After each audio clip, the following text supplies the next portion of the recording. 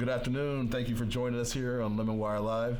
I'm here with my main man, RamboHustle, local hustle, the hustle, got the muscle with the hustle. We came out here tonight to just, like I said, always what we want to do here on LemonWire Live is support our local artists, and that's all genres. So if you have some music that you would like to share with our beautiful LemonWire.com family, then please come down and get a hold of us online. Let us know. Drop a line to anybody on LemonWire.com, and we'll get you in here if you got the talent to be on here now. So we're sitting here with RamboHustle. Rambo, I just got a few questions for you so we can get the people to know you a little bit more. And first of all, thanks for coming in. I know you're a busy man, so it was a blessing to get him in here, first of all. So Rambo, how did you get your start in music? What was the first break that you... The first break or like the first like... The first light that you see was like, this is what I want to do. Right. Fade to Black. The DVD? Yeah. When I was in college, I went to Ball State. For those of you guys don't know. I went to Ball State and I don't know, man, the whole college experience to me was it was definitely not about the classes. It was just about the social experience and the ability to just network with all these people. And I just remember watching that DVD, and it was something about up to that point, I was throwing parties, and the whole nine. And then I watched that, and it just dawned on me, not so much the live scenes, right, but the studio stuff, behind the scenes stuff. To me, it was wow, it's I feel like I could do this, you know what I mean? Because even in college, when people would come to my parties or whatever, I had people that used to come over, and they smoke me out just for me to burn them a CD with all the latest songs, because I always was real in tune with music and just really much about the culture and what was new and what was next. So when I kind of watched that DVD, it just kind of hit a switch, and I was like, I could do that. I could be in a studio and listen to a beat and come up with a concept, and whether I'm the artist or the producer or whatever, I know I could do something in that. And then I started pursuing it instantly, literally within 48 hours. I had my guy Dash drive up from Indy to hook up FL Studio into my computer, literally instantly. And next thing you know, I went from being the party guy every weekend to not even going out. Right. People were going out, I was like, I'm cool, I'm gonna sit here and make these beats. And literally within 48, 72 hours, I was just making beats and just really focused on that. And ironically, it's as soon as I kind of made that switch, I started realizing how many people around me were kind of entertaining the field of music. Right. Which you don't know about nothing until you get into it. So right. That's what did it. Awesome. Well, and just having that background of seeing that DVD and feeling the energy in that, and also like you said, when you're doing music, you vibe with other people in a different way than you normally would on a regular basis. You're not going to find that at a party. You're going to find that like you said. So in that question, who would be your biggest influence as an artist? I would say as far as it's interesting because I'm super knowledgeable in music, all kinds of different music, but I can't say that I've ever listened to something and be ooh, I want to do something like that. Okay. Now as far as motivation wise, I worked with Kendrick really early on. I met him when he was met him my third day in LA. Oh wow. Because that's what happened after I figured out the Fade to Black. That's what I want to do. Once I finished college, I literally took off. Yeah. And in the process of that, I met him, and I infiltrated a lot of the people that are now really big, real early on. And so, by the time that I actually got to, because it wasn't even early on, like I said, I was making production. Right. I wasn't even really pursuing the rap stuff. You know what I mean? That just came after the fact, when I just kind of decided that I wanted to tell my story, because it's kind of a crazy story. So I would say the fact that some of the people I've met through the process have been so successful.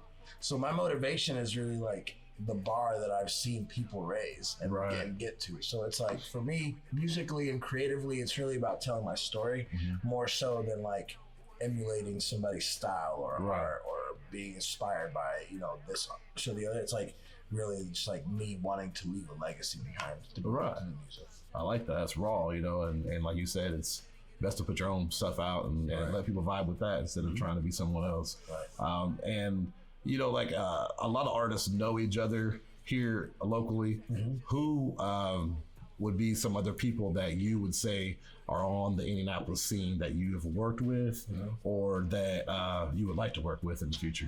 Well, you know, like that's kind of like the album, which I'm sure we'll get to here shortly. But like the concept of Palm Trees in Indiana was to shed light on talent. You know, when you think of a lot of people outside of Indiana, when they think of Indiana, they like some people don't even think there's anything but white people in corn. Corn, right? You know what I mean? Yeah. Like so, like Exactly. for me, it was because my network is all around the world. You know, from New York to Cali to Puerto Rico to all over the place. I really wanted to shed light on the talent that we had here. That's why, like a lot of the features on the album were like very specifically selected. You know, Right.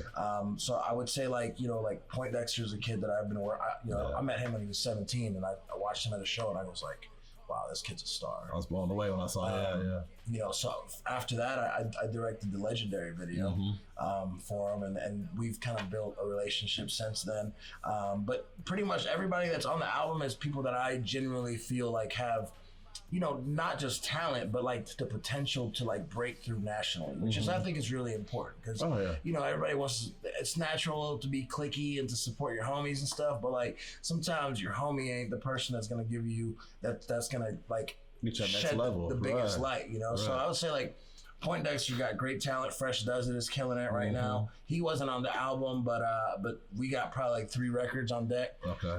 So moving forward, we definitely got some stuff that we got coming up. Draco McCoy's killing it out here. You know what I mean? Who else? Nizzy from Fort Wayne that was on the album. Tragic, of course. Tragic, I've, you know, again, talking about, you know, supporting people because I respect their hustle, not because I know them or because they like come hang out with me or anything. Like, I've always been very much about, you know, just like a lot of people in Indiana, you know, like a lot of people are like, wow, like Indiana. Even when I moved here from Puerto Rico to Savannah, Georgia here. And when I got here, the biggest thing I noticed was like, man, like this place is like way more Southern in style and soundscape than I expected, right? But it's not really Southern. It's just the fact that people here, because there's not like a streamline of output of music, people are reaching out. Right. Like, oh, what's hot in LA? What's hot in New York? So what you get is just this really diverse ear of fans that are just consuming things from all over the world. And I think that in itself is what makes kind of Indiana a very like interesting like fan base for stuff. Right. And I know we talked about earlier about that Rhythm and Flow show. And Chance was saying, you know, when he went and did some interviews and stuff that, you know, Chicago has its own sound. Oh, shout out to American, by the way. She was on there. Yeah. And she's super dope. Yeah. Very talented. But and she can sing. Yeah. But anyway, you know, like I feel like people from Indiana, we have our own little, you know, like little, it's a twang, and you know, and kind of, and like you said, it's coming from bits and pieces of all over the world, and so it makes like a little modge-podge of, you know, of a mixture of music, and you know, it's like we're starting to develop our own sound. I think, you know, like Chicago and New York and, you know, LA and all those other places too.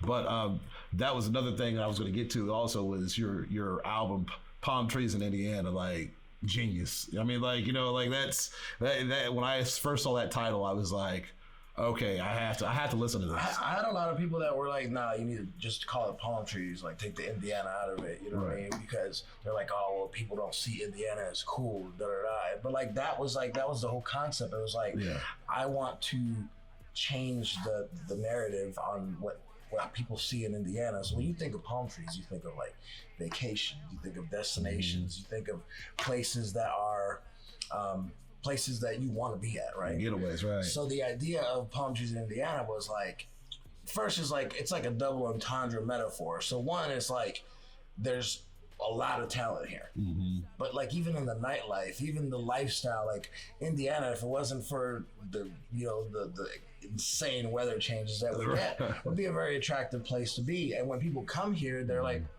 I like it here. This is nice. People are nice. It's cheap. You know, like it's a good living environment. You know what I mean? So that was kind of the concept. And then the palm trees also is based on me being from Puerto Rico, and then you know, like me trying to so it's like the palm tree concept is really like people go, oh, like is there palm trees in Indiana?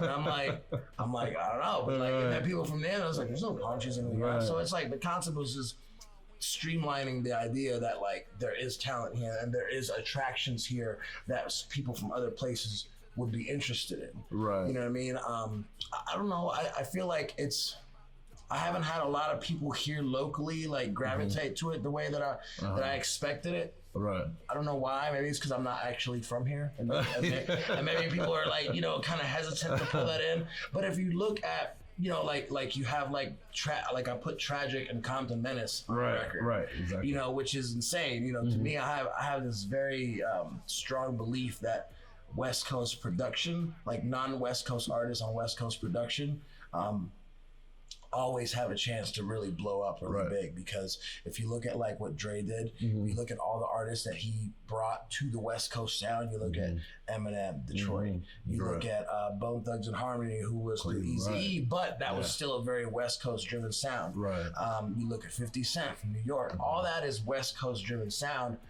but it bridges the gap because you have this other completely different artist with a sound that's like with the West Coast. Because anything like West Coast artists with a super West Coast sound, it just becomes too regional.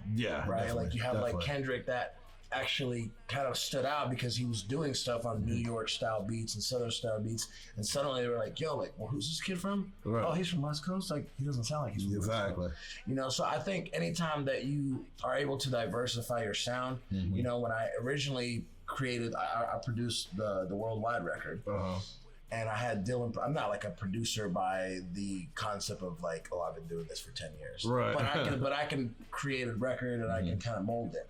So I reached out to Dylan Prevails because he works with Tragic real heavy, and I was like, yo, I got the West Coast pianos in there and the melody, but I want you to give it like the revamp, the steroids, like really put the oomph into it. And he added the snare rolls and the hi-hats and really gave it that roll. And I was like, as soon as he did that, I was like, you gotta get Tragic on. And it wasn't until probably like a year later that I was going out west, and then my guy M80, I was like, yo, like he's like, yo, if you look, I know you're looking for somebody, you know, somebody to get on there to certify it on the West Coast. And then we reached out to Compton and he was with it. So wow, that's awesome. And you know, like as I listen to your music, we always try to reach out to as many people as possible. And so you mentioned two of the other people that, you know, I was talking about as well, and Poindexter was one of them. Easy Does It, of course. Those two, you know, like are coming up big here. And I was like, hey, they got a show coming up. I saw like next month or this month actually. Yeah, like November 16th or something like 16th that. or something. With YBN. Right. So that's what my next question is going to be: is where are you going to be able to be seen at next? You know what? Where can we see you? I want to do more shows here, but you know, part of changing the culture is, at least for me, it's like going against the grain. I do so many things on my own that I'm like not willing to play ball with like the traditional, like people are like, oh, well, like that's just how it is here in Indiana. I'm like, just because something has traditionally been this way doesn't mean that we should be okay with it continue to being that way. So like, you know, like if you look at like upcoming DJs, like if a DJ gets booked to open up for another DJ like Old National or something, they get paid. Rappers get treated literally like the after water of mopping your kitchen. You know what I'm saying? The stepchild. And you gotta think, the DJs are playing artist music. The clubs are playing artist music. So it's like, why is it that our time isn't valued? You know, and a lot of it is because, you know, like rap has become such a commodity. It's such a big market now that, you know, guys are willing to pay $600-700 to like open up for an artist. Like, what do you get out of that? What's the ROI? What's the ROI on $700 to open up a spot when they're not even giving you a merch table? So I'm unfortunately, like, I'm doing actually a show at Square Cat Vinyl in December with Sunny Paradise. Because that's my homie. He's been rocking with me for forever. So when he hit me up about it, I'm like, I'd love to do it. So I'm actually willing to do it to do shows, but for the most part, if it's somebody that just wants me to perform, I feel like I should be paid. Yeah, definitely. And if I'm not gonna get paid, then like I'm not really that interested because I have to sit. First of all, you got bills. Well, it's like I paid for all these records, like all my beats. I purchase my beats. I make sure all my producers are paid. I gotta pay for mixing and mastering. I gotta pay for studio time. I gotta rehearse. Right. You know what I mean? Which takes time. I gotta maintain. You know what I mean? There's a lot of things that go into it. And just for some reason, rappers are just like, sure, just get out there and right. Like there's no reciprocation for the efforts that we put in. You know, when everybody else is like, yeah, we'll pay you. Oh, you're a rap? Nah, just you got any melodies? So I mean, I definitely want to do more shows. But as of right now, my shows that I'm focused on is really more of like, unless it's like a major opportunity or it's something outside of the state, I really want to change the dynamics of how artists are treated here.